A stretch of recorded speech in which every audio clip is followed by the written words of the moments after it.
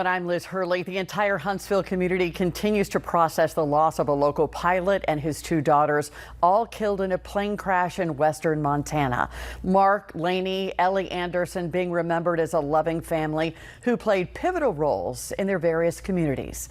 WAFF 48's Callie Neese joins us live in studio. Callie, you talked to one woman who knew Lainey and her friends when they were in school at Auburn. I spoke with her hairdresser who served Lainey and her friends. She told me that Lainey was a sweet girl who was very close to her friends and roommates. Heather Baker told me that Lainey was in a sorority and loved to have fun with her roommates and friends. She told me they were always going to each other's events. Baker told me that Lainey was passionate about flying and that she was a certified flight instructor. She said that she was inspired by her dad to be a pilot like him.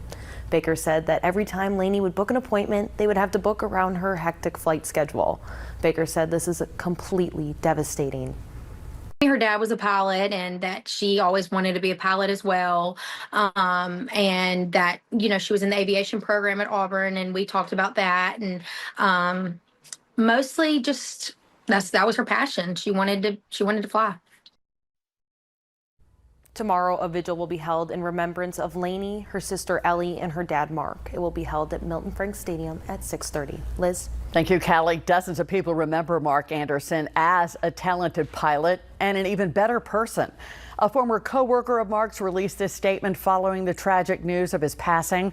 April Hammer says in part, quote, "He was a stand-up guy and a great pilot. Many prayers to his wife and family. I can't imagine what they must be going through.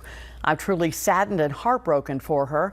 May God wrap her in a cloak of comfort and peace during this time." End quote. Huntsville Fire and Rescue remembering Mark Anderson too. After all, for 10 years, he was one of them.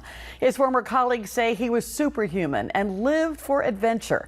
He still holds the record for the fastest Huntsville Fire and Rescue recruit. Anderson won't be remembered for just being fast either. He'll also be remembered for making a grand entrance.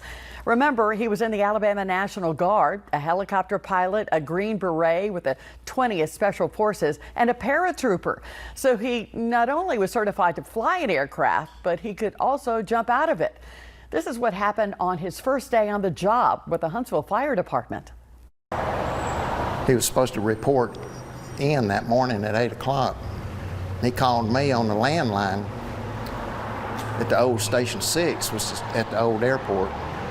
He said, "Malcolm, would you make sure that the flag is flying in front of the station?" I said, "Sure, we always have it up." He said, I asked him why. He said, "I need to know which way the wind is blowing." And he said, "Oh, by the way, go out in the front yard. I'm fixing to jump out of an airplane and skydive into Station 6. And he did that, I've heard a couple of times.